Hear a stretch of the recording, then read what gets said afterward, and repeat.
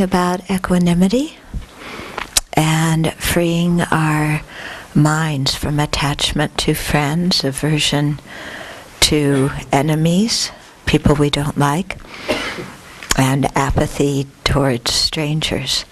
And so one reason being that these relationships shift so much.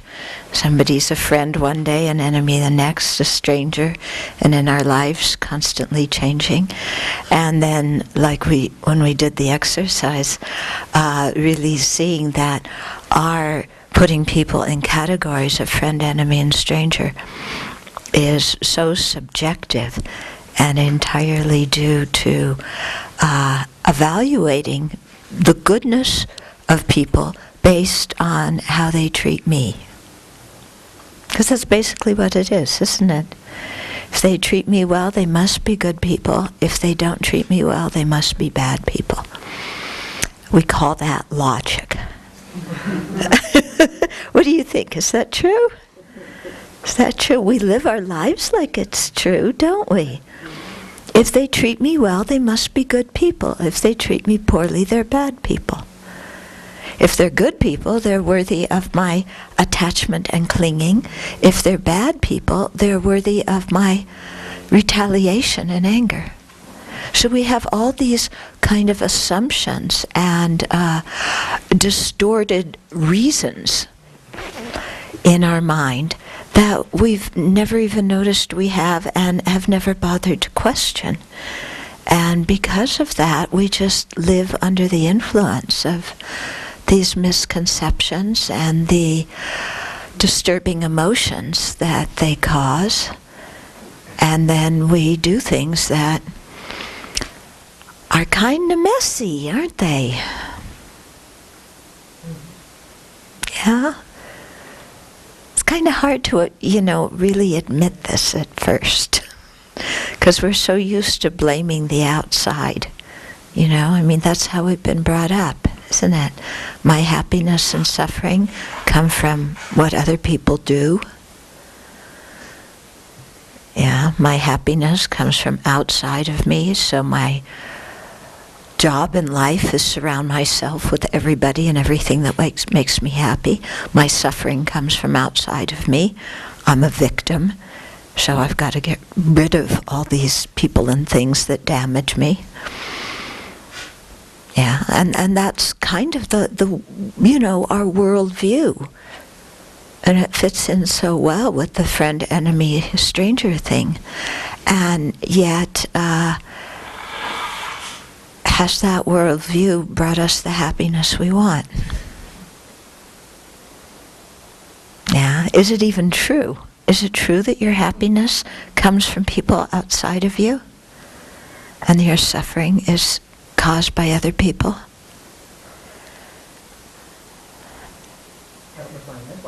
Yeah, we live our life like that, don't we? So our whole life is involved in pointing the finger at other people. You did this, and you did this, and you did this, and therefore I'm unhappy. You're the cause of my unhappiness. You need to change. Right? The whole world needs to change. If the whole world changed, then I'd be happy. Yeah. And yet, so we go about trying to make everyone and everything change, and we just get so frustrated, don't we? It's so frustrating trying to make external people stop harming us and external people start to be nice to us. Now, and the strategies we use to get people to be nice and stop harming often bring the exact opposite results. Yeah, it's like our national policy.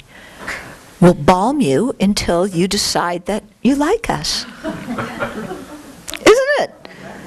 Yeah, it's the U.S. national policy. We'll balm you until you decide we're right and you like us. And we have that personal strategy too. When we get angry at people, we balm them with our mouth. Sometimes we throw things at them too, yeah. But we balm them with our mouth, and think the more we trash them, the more we criticize, the more we blame, the more we scream, the more we yell, then the more they're going to decide that they like us and we're right. Huh? Huh? But isn't that true? Isn't that true? I mean, that's how we act. And yet it really brings about the opposite result.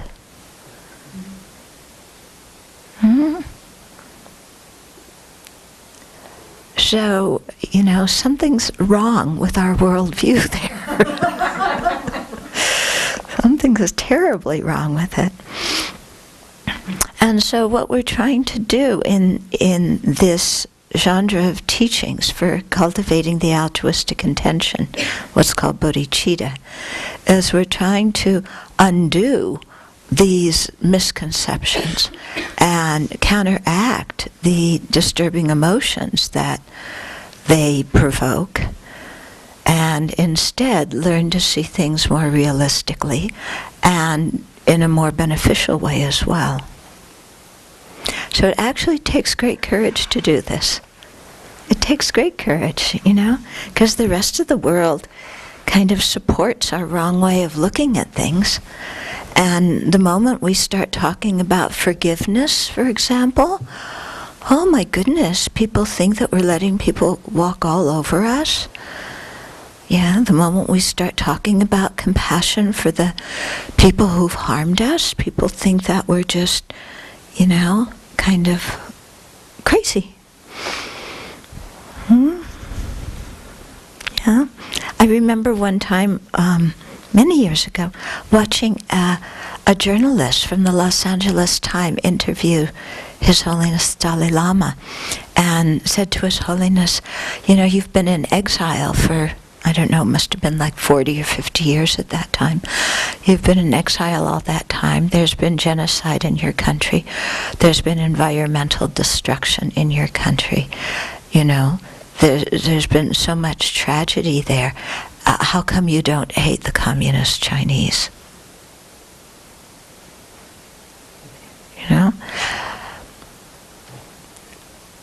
So any other leader of a people in exile would have been the perfect opening to really slam the oppressors. It's the perfect opening to slam them. But His Holiness looked at this reporter and he said, if I were angry, I wouldn't be able to sleep at night. I would have indigestion. And anyway, it wouldn't do any good. It wouldn't change the situation at all. And this LA Times reporter is looking at the Dalai Lama like, just couldn't believe what she was hearing. But if you look at the situation, the Tibetans have been in exile as long as the Palestinians have been without a state. Now, really, for both peoples, the late 40s was when it happened, late 40s, early 50s. So, and yet, how many people have been caused in the Palestinian uprising, and how many lives have been lost in the Palestinian cause, and how many lives have been lost for the Tibetan cause? Yeah, there's a big difference there. And yet neither people has their own state. So it's we see that subduing our own anger and cultivating compassion, it doesn't hurt our cause, and it actually helps our heart, it helps our health, helps us be more realistic. So this meditation on equanimity is really very, very important. Now, and we need to work on it a lot, to overcome the attachment and to overcome the aversion. So this morning we were talking a little bit about forgiveness, because it's with forgiveness that we overcome the hatred and the anger towards the people who have harmed us. And yet forgiveness is very hard. Yeah, because we feel so much in our heart, I'm right and they're wrong, and what they did hurt me, it's their fault, and they should pay for it somehow. Yeah, and so we say, oh, if they only had a taste of their own medicine, yeah, then they would know what it was like, what they did to me. Yeah, we think like this. Oh, you all look so innocent. I admit I think like this. There's one person that admits it. I don't know about the rest of you. Maybe it's just the two of us, huh? Everybody else is goody two-shoes. Only you and I want revenge. Yeah. But, to forgive the people who have harmed us, I think that is what real courage is about. Yeah. Harming the people who harm us, I think, is actually quite cowardly. I mean, that's easy. That's what everybody does. That's even what animals do.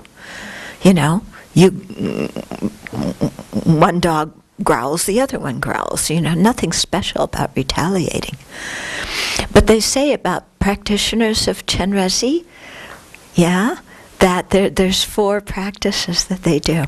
When they're insulted, they don't return the insult. Sit with that one for a while. Okay? When they're beaten, they don't beat the person back. When they're abused, they don't abuse the other person. And what's the 4th one? Is it when they're angry, they don't return the anger? Something like that. Something along that line. It's in the book. Okay? But those 4 things of not returning to other people what they've done to us. Yeah. And I think that's the real sign of somebody who's courageous.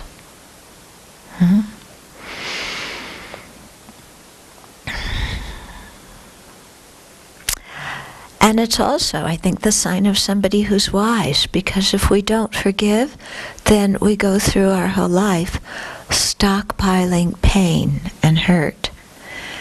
And then we become very bitter old people.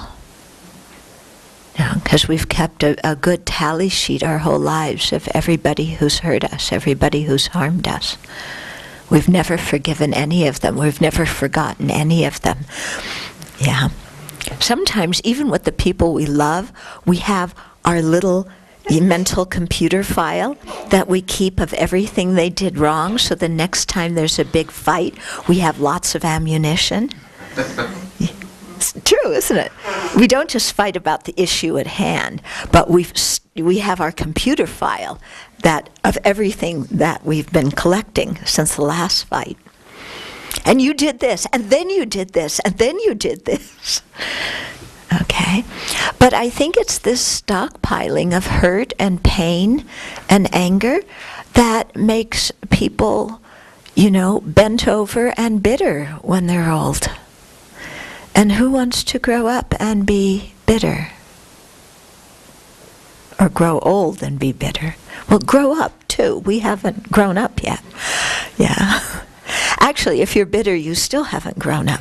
If you have grown up, then you're not bitter. Okay?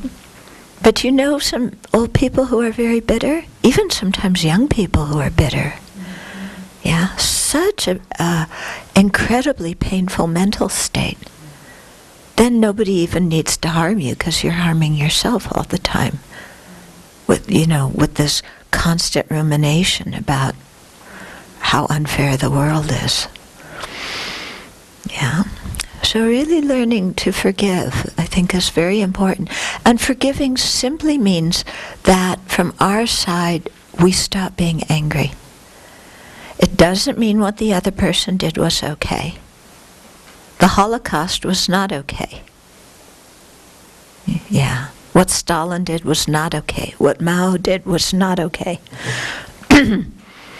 Yeah, but it doesn't mean we need to hate people because of what they did. Yeah, we can say that what people did is not okay, and at the same time stop being angry at them about it. Yeah?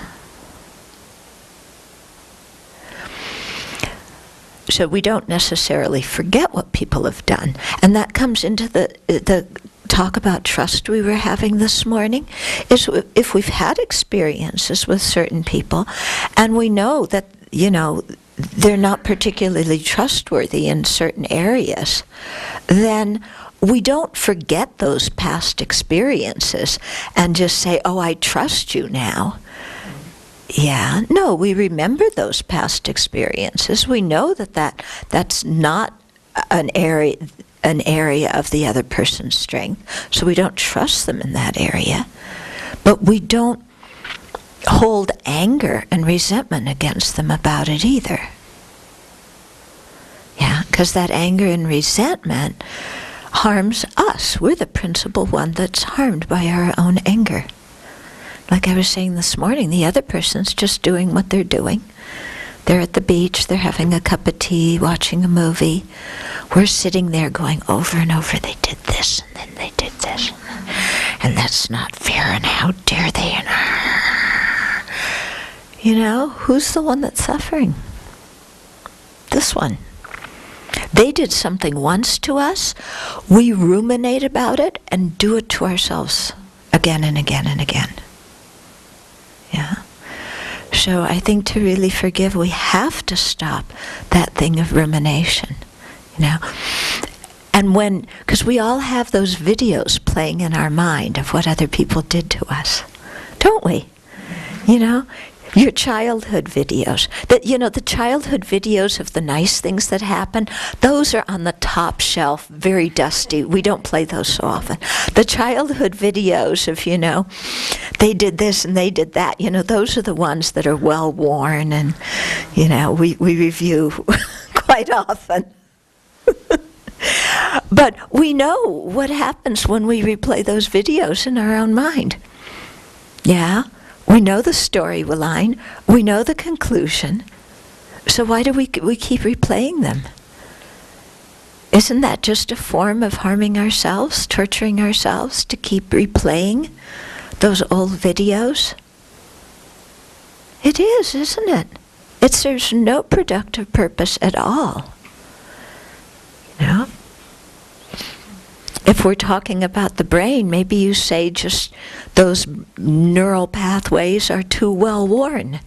We need to make some new neural pathways. In other words, we need to think in a different way. And so one of the meditations that we do to learn to think in a different way is thinking about others' kindness. Okay. Now, when we're so used to thinking about what the pain others have inflicted on us, we go, I can't think about their kindness. Because on the basis of what they've done, they're 100% bad. There's no kindness there. Forget kindness. Yeah? And then we close our heart to kindness. So again, we're just causing our own self-suffering. And I know for me, there's a few different meditations on kindness that we do in this bodhicitta genre of teachings. And I know for myself they've been so transforming because they've forced me to drop my old perspectives and really look at the same situation in a totally new way. Yeah? So instead of so often, there's the white door. Well, look at that black line that's there. You notice the black line on that door? Look at that. That door has had that black line for I don't know how many years, and nobody has painted it and fixed it. No, since last fall. Oh, no, it's longer than that. It's been there longer. You don't you're rationalizing. It's really been there longer. And nobody's fixed it. All these people come to the Abbey, they see that line, they don't fix that line and make this beautiful door, and I look at it, and it's, this beautiful door, and that line. So that's the way our mind is. I don't look and say, what a beautiful door. Yeah, I don't look and say, look at that gorgeous view out the window in that door. Isn't that beautiful to look out and have a natural view out that door? I look and I say, look at that line. Okay? So this is the distorted way in our thinking. It's the same object, the same situation, the same person. But we look at one thing and focus on that. And any information anybody tries to give us to the opposite, we reject. Huh? What?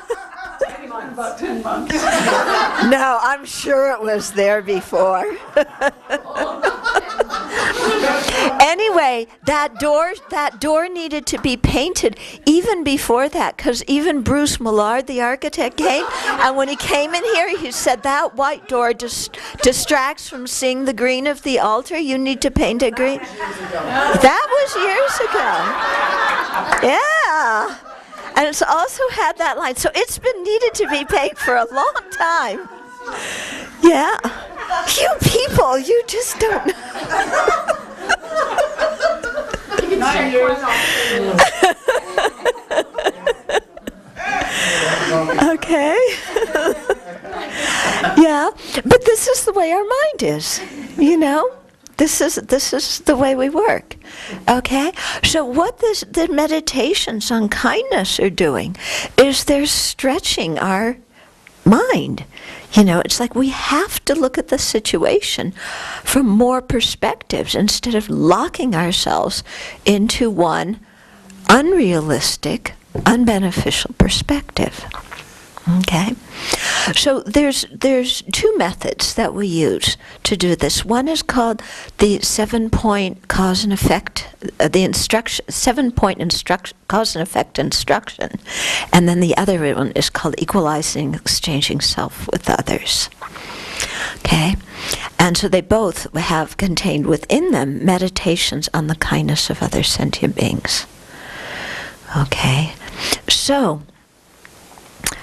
in the one, we'll do the 7 points first, okay? So in that one, here again we have to stretch our mind a bit. We start out considering that we've had infinite rebirths, infinite previous rebirths, which is a whole other topic, but I won't go into that right now. Okay, if you don't believe in rebirth, just pretend for a minute, okay? So if we've had beginningless previous rebirths, then each and every sentient being, each and every living being, has at one time or another been our parents, or the ones who have taken care of us when we were young, whatever kind of caregiver we had when we were young. Okay? So that means everybody's played that role with us. Yeah, think about that a little bit. Yeah, everybody has taken care of us as an infant. Sometimes it's even hard for us to think about our parents of this life taking care of us as infants. And it's hard to think of the kindness of our parents of this life.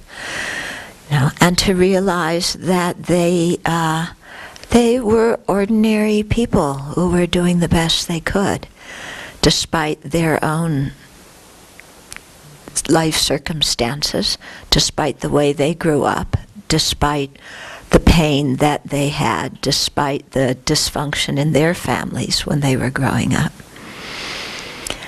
Yeah, that they were just doing the best they had.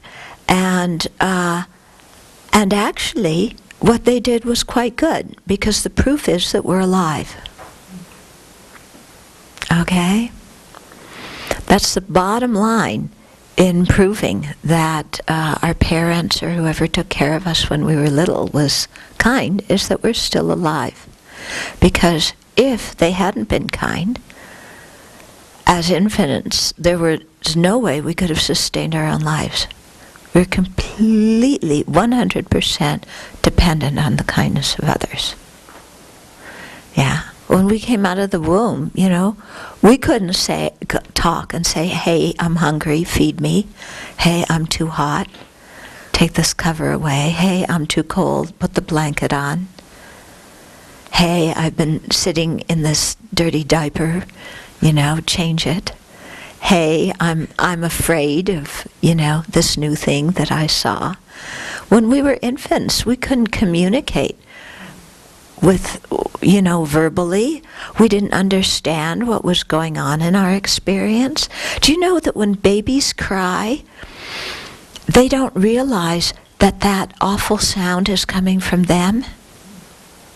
They think it's coming from somebody else, and they often get frightened by their own crying. Isn't that remarkable? Yeah? So here we were as infants, really incapable of taking care of ourselves. And we survived simply because other people took care of us.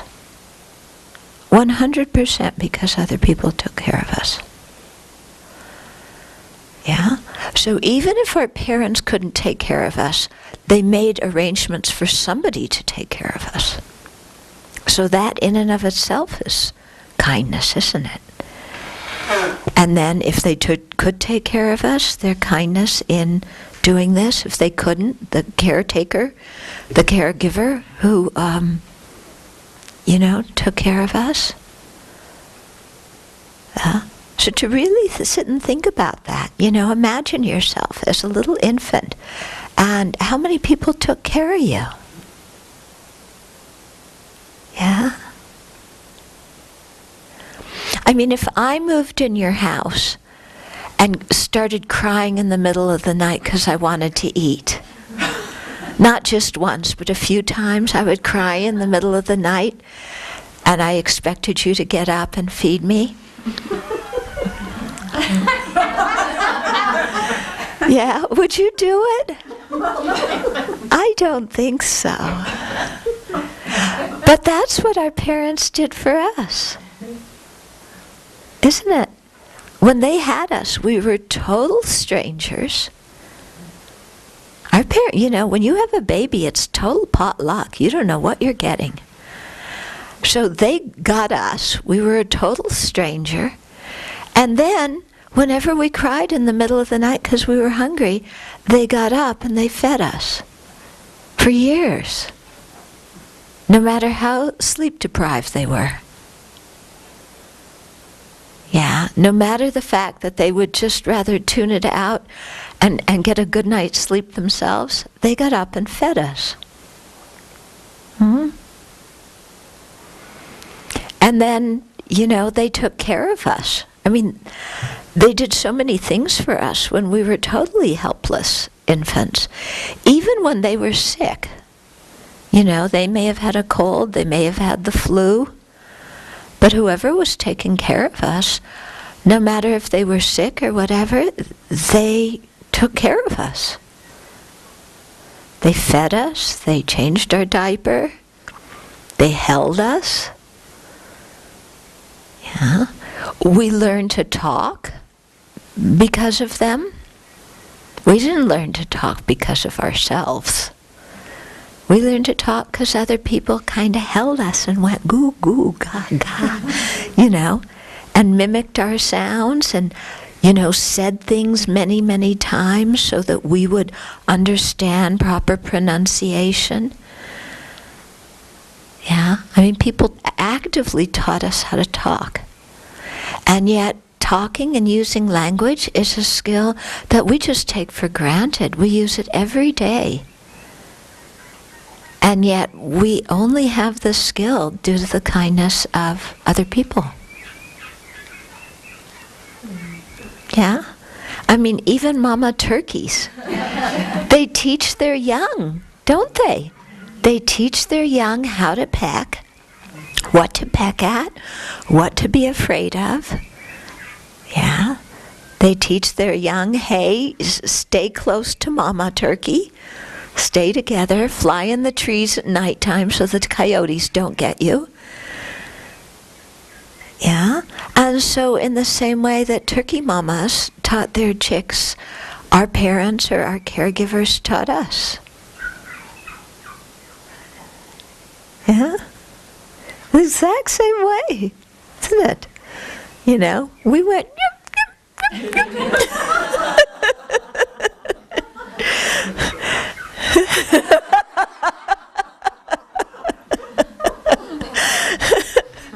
You know? And they taught us how to talk. They fed us. Yeah. They took care of us when we were in danger. They took care of us. I mean, have you ever asked your parents to tell you stories of when you were little and what you did? Yeah, how many times we nearly killed ourselves? Really? I remember Lama Osel, when he was maybe 2 years old or something, we were in India and he had put something in his mouth and was starting to choke. And all the monks and nuns are like looking like, well, what do we do? You know, and, because none of us had kids. And his mother just walked up, picked him up by the legs, hung him upside down, whacked him in the bottom until whatever was clogging his throat came out, put him down, and that was it. But I looked at that and I thought, oh, that's the kindness of the parents, isn't it? How many times we nearly choked, we nearly stuck our fingers in the electric plugs. Yeah, because they didn't have child-proof homes, at least when I was growing up, you know? And they had those metal curlers, remember? Well, let's see if this metal curler goes in the electric plug. Yeah. Yeah? So how many times, we would stand at the top of stairs and try and go down by ourselves? Yeah? Let's see how long I can hold my breath, in the bathtub. All right, I tell people about my little brother. Yeah, my little brother who was riding his tricycle outside the swimming pool in the backyard and rode his tricycle right into the deep end. And the tricycle sank to the bottom. And Russ held on to it. He didn't let go of the tricycle. He held on to the tricycle at the bottom of the swimming pool. And luckily somebody was around who jumped in and pried him loose and took him out. Yeah? So, how many times when we were little, we were in situations of danger and people helped us. Yeah? So to really think of that, and how kind they were, teaching us to talk, making sure we got an education. Think of what our teachers had to go through. Yeah? Were some of you kind of not so nice students? A few people may have been goody two-shoes. You look like you're, yeah, what kind of, yeah. Oh, me? I was the terror of the school. I gave my teachers a hard time in middle school. Hard time. Yeah. Yeah. I gave my freshman in high school geography teacher, such a hard time. And just think, these people who were trying to educate us, did we ever say thank you? No, we all, why are you giving me so much homework? You gave so-and-so an A, how come you didn't give me an A? It's not fair. Our mantra, the it's not fair mantra. Okay? So really, looking in our whole life, especially the people who brought us up, how they educated us, how they fed us, how they took care of us when we were sick, how they had to teach us to be responsible adults. Yeah, those of you who are parents, is it fun disciplining your child? It's not fun, but you have to do it, yeah? And you do it because you love your child. Okay, so think about what our parents, how they had to discipline us, and that it wasn't very fun for them. Yeah, we're usually like thinking, but it wasn't very much fun for me either. And you over-disciplined me in every way. It was my brother-sister's fault. Yeah, but was it really fun for our parents to have to discipline us? I'm sure when they totally lost their temper and yelled and screamed or even hit us, that afterwards they didn't feel very good. Yeah. And yet they were doing their best to teach us how to, be polite, how to get along with other people so that we could function in society. So I know for me, spending time thinking about the kindness of my parents was something very, very new. Yeah, because I had spent most of my life thinking about what my parents didn't do for me. And to start thinking about what they did do for me was really it was something very, very new, and it was quite a shaking experience, because I had to admit that, okay, they did those things I didn't like, but they did so much for me that it's almost impossible to repay it. They weren't perfect, but who is? But if they hadn't had done everything they did do, then where would I be now? I would have died. Yeah. Or even if I somehow miraculously had lived, I would have been more obnoxious than I already am. Yeah. Or less educated, or less skilled, or whatever, So really thinking of the kindness of our parents, or the kindness of whoever it was who brought us up, yeah? And the kindness of our teachers is very important, And then when we consider that every living being has been our parent at one time or another, then it becomes very, very powerful. Because parent-child is quite an intimate relationship, isn't it? And you think everybody has, we've had that kind of intimate relationship with everybody else where they've taken care of us. Yeah, everybody's changed our diaper. Everybody's woken up in the middle of the night to feed us. Everybody's held us and cuddled us when we were afraid, or when there was a big dog that barked at us.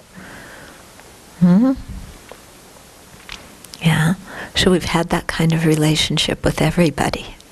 It's really something to think about.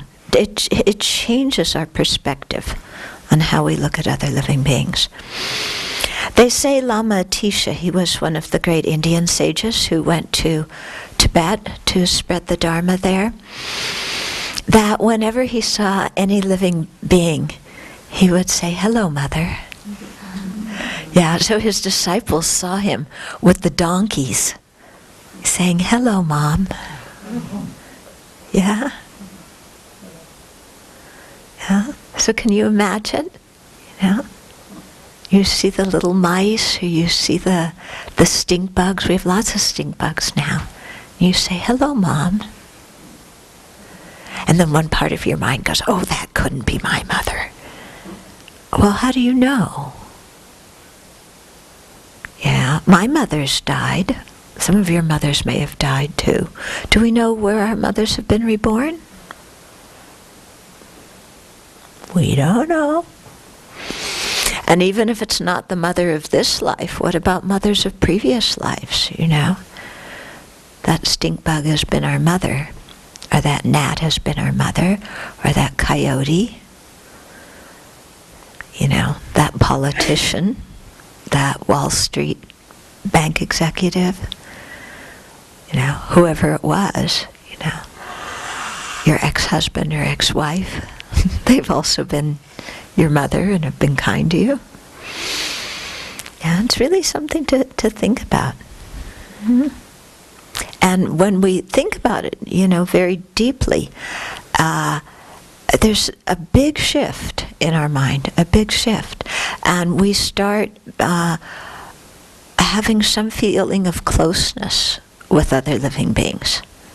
You know, realizing that even in this life, if we're in different social roles, and even our relationships haven't been so good this life, that in previous lives, you know, that person's been tremendously kind to me. Yeah. When I was at Kopan Monastery, when I first went to Kopan in 1975, there was a dog named Sasha there. And I think Sasha had been hit by a truck or something. But anyway, her back legs were completely disabled. So she dragged herself along. And somehow Sasha, I don't know how, had a litter of puppies. And Sasha, you know, who couldn't walk, nursed these puppies, licked these puppies clean, took care of these puppies. You know, and I remember my teacher talking about the kindness of our parents and the kindness of the caregivers. Now, and I just looked at Sasha the dog and I thought, oh my goodness, look at that. Look what she's doing for her puppies. You know, and the puppies didn't say thank you. The puppies said, I want more milk. For Sasha's completely, you know, weak, decimated body. Mm-hmm. It was totally amazing. Yeah. So to think, you know, everybody's treated me with that kind of unconditional love at some point in our beginningless existence. Mm-hmm. And so even though we've changed roles this lifetime, yeah, we don't recognize who we were in relationship to each other in previous lifetimes. Still, you know, that seed of kindness that exists between us is there. Now, and as long as I'm born in cyclic existence, or at least as long as I have certain, like mammal rebirths, I'm going to have mothers and fathers, and they're going to be kind to me. Yeah, so not only in the past, but in the future, all these sentient beings are going to be kind and take care of me.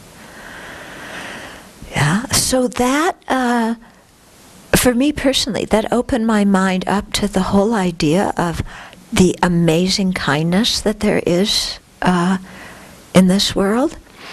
And it also forced me to forgive my parents for everything that, all the dark lines that I saw in them, despite the big door and the beautiful view that they were offering me. Yeah. So that was quite powerful. You know, quite powerful. So I think this meditation is something that is can be very helpful to us. Now, often when they teach this meditation to Westerners, you know, Westerners go, but you don't know my family and what went on in my family. And so the Lamas say, okay, then do it with whoever took care of you when you were little. But I found that for myself, it was very important to do it with my parents. Because, you know, all of us come from families that don't work properly. I mean, hey, even the Buddha came from a dysfunctional family, didn't he? His father really had a control issue. Yeah? So, wouldn't let him out of the palace. He had to be a king, just like his father wanted him to be, and so what family works? Of course, there's different gradations, of dysfunction, but I think it's so important for us to make peace with our past, and so that starts with the people who raised us. Because if we can make peace with our parents, then I think it creates an opening to have a much healthier family when you become parents. Yeah, because then we don't have to repeat what the family did. Yeah. I have a question. If they didn't raise us, is the connection still deeper than to other sentient beings? Okay, so if our parents didn't raise this, is this connection still deeper than with other sentient beings? Yes, still for this lifetime. So still, if you would say, okay, yes, this is good to do this kind of meditation with your parents, even if you have not these experiences of living together and raising. Mm-hmm. Yeah, because, you could do it with whoever brought you up. Yeah. Okay, you do it with whoever brought you up. But you also realize that without our parents, we wouldn't have this body. And this body is the basis of our precious human life.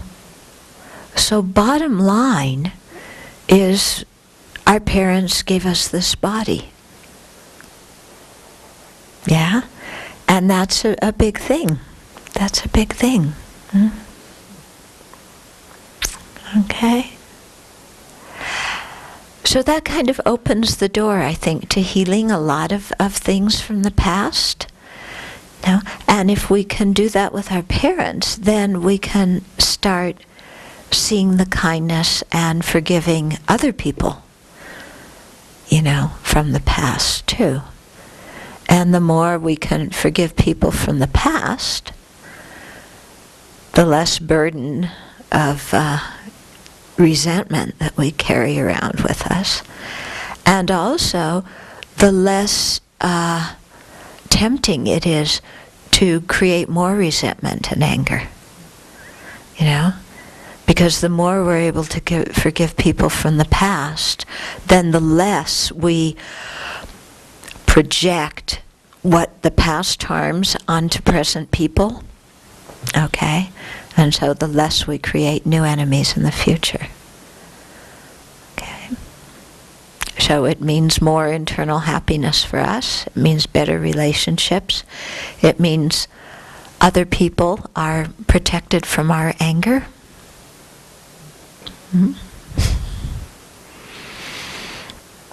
So there's a lot of work to do here. Any questions or comments? Yeah. I think maybe I'm delusional or something, because I feel like I can forgive other people. I've done ceremonies and stuff like that. I do all these different things anyway. But the hardest person I have to forgive is myself, and I can't seem to get past that. Okay. And just, like you said about the video replaying, I just beat myself up continually over just even little things. Yeah. So, Okay. Yeah, so forgiving oneself and breaking the cycle of beating up ourselves. How many people have that problem? Interesting. I bet you thought you were the only one who did that. I can't figure out where it comes from. When I was meditating on it, that's where I'm getting to, is that I can't get past, I know we all do that, we're our biggest enemy, and our, even though we might be our best friend, we're our greatest enemy. Sometimes I'm even a stranger to myself. But anyway, but then when I try to think of why, where does that come from? Why are we so hard on ourselves.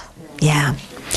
You know, I was at a conference in 1990 with some scientists from the Mind Life Institute, met with His Holiness the Dalai Lama, and this topic of self-hatred came up, and His Holiness just didn't get it.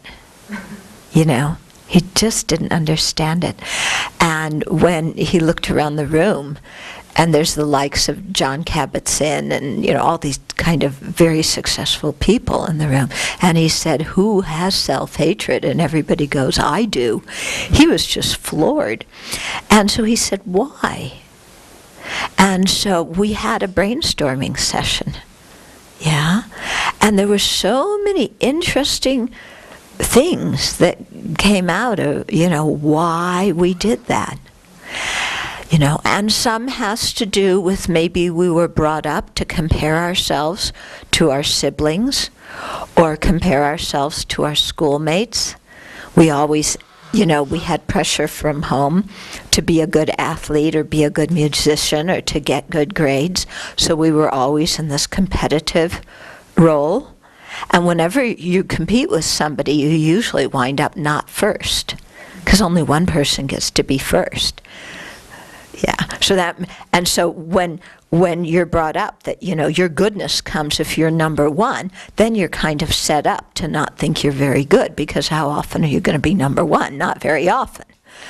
Yeah. Most people are not number one. And then we say, oh, then I'm a failure. You know, so that may have been it. Some people brought up the idea of original sin, that we were born sinful. You know, that because of what Adam and Eve did, then, you know, unbeknownst to us, we inherited this. You know, when you're brought up with that idea. Or some people were brought up in families where there was a lot of guilt tripping. Yeah. Or some people were brought up in families where there was a lot of blame. You did something wrong, or you made a mistake, and all hell broke loose. So then we internalize that anger and say something's wrong with me because I did that. Yeah. So there could be family reasons, there could be school reasons, there could be religious reasons, there could be social reasons. But this is a psychological problem that's like what do you call it? Pandemic.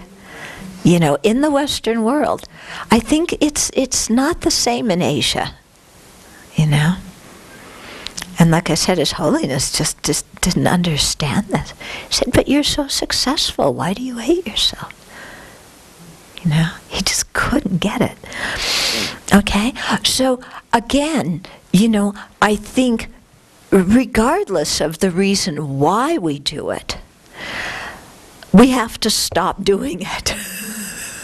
Yeah?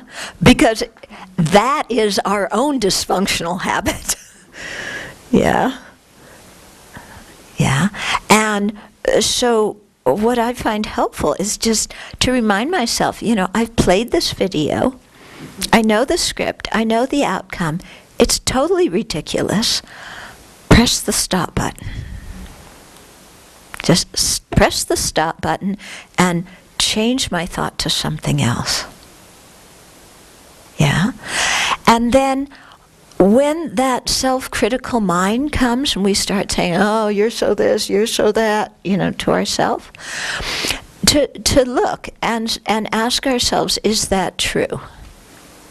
You know, when we say to ourselves, you know, I can't do anything right. Look at this, I can't do anything right. Is that true? Is that true you can't do anything right? I mean, seriously, is that true? That is not true. Yeah, we know how to do lots of things in a competent way. So when we say to ourselves, I can't do anything right, we're lying. Yeah. So we don't want to be people who lie. So we have to stop talking to ourselves that way. Because it's simply not true. You know, the mind that says, I'm a failure, look at me, I'm a failure.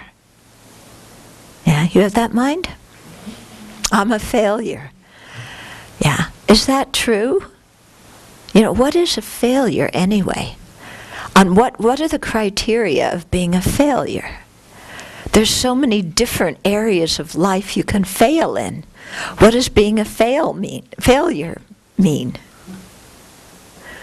Yeah. And if if only one person can be best, then only one person can be worst. So what is our likelihood that we're the worst one? Oh, it's really me. I'm definitely the worst one. Yeah. Yeah. Well, that's a little bit self-centered. You know? I'm the worst one. Yeah. The divorce happened because of me. My best friend doesn't speak to me anymore because of me. Yeah. My children don't speak to me because of me. I am so powerful, I can make anything go wrong. That's how powerful I am. Yeah, I can make anything and everything go wrong. I'm very powerful. A little bit exaggerated. Yeah, you think when a relationship falls apart, it's the fault of one person? Do you think it's the fault of two people? Do you think there's fault involved at all? Or do you think it's just two human beings trying to be happy and not knowing how to do it? Yeah. Why do we have to have fault? Why do we have to have blame? It's just human beings in our ignorance, in our confusion, trying to be happy and doing things that bring about the opposite. So if we can, look at situations and look at ourselves this way, we can offer ourselves some kindness, some understanding, some compassion. Yeah. Okay. Tree? This just reminds me when I was working in the hospital and they instituted, I worked at Sacred Heart, which is a very large institution, and they instituted a policy of no blame mistakes. Mm-hmm. And nobody could figure out how to do it. How to do the paperwork. Because it always has to be somebody's fault. And they were trying to say, no, it's a system-wide error. And there were many steps that led to this error. Giving the wrong medication or cutting off the wrong leg, It wasn't just one person making one mistake. It was several errors that happened along the way. And the nurses and doctors just could not accept that. Yeah. There had to be somebody to blame. It's really interesting you're talking like that, because I had that same thought too. Right. No, there has to be somebody that made the final mistake. Yeah.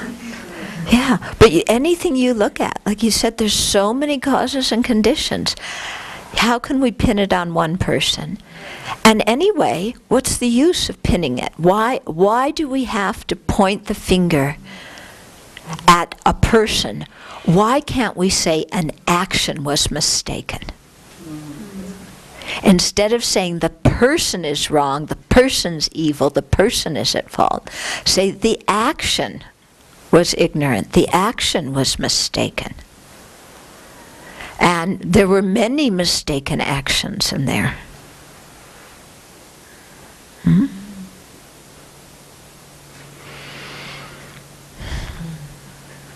There's this issue too now that gets traction called feedback, which has nothing to do with right or wrong or failure or success, but feedback. And that whatever you're doing, whether it's successful or we're defining that, because this notion of success and failure is kind of a dualistic notion. Yeah. And whereas feedback is just looking at where you're at and where your trajectory is going to take you. Yeah. And if your trajectory is true, then the feedback is just about closer. Okay, it went off this way, okay, back this way. Went this way, that way. Yeah. Whether it's meditation or it's building a car or hopefully not cutting off someone's leg. Yeah. Unless it's the right leg that needs to be cut Not off. this one. Yeah. Yeah. Okay. So let's do some meditation now. Okay, so let's review some of the points that we covered. Yeah, so we talked more about forgiveness, didn't we? Yeah, that forgiveness doesn't mean forgetting, but it means letting go of anger. We've talked about the benefits of forgiveness, and a little bit about how compassion can be offered instead of anger and revenge. Compassion for our own self and for others.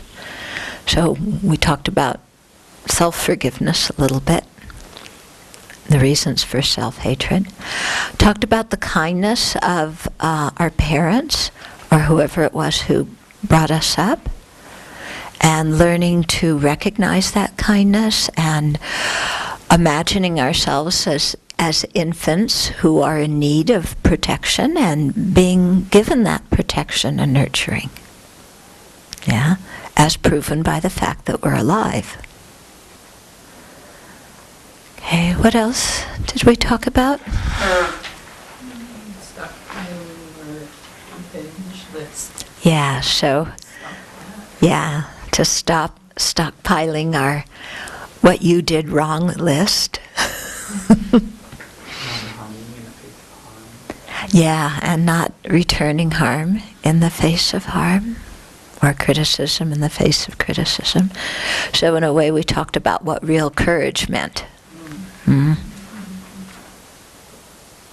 What else? We talked again about how we tend to label good people and bad people, depending on how we treat us. Right, yeah. So labeling people bad people or good people, depending on how they treat us, and how really silly that is. Hmm?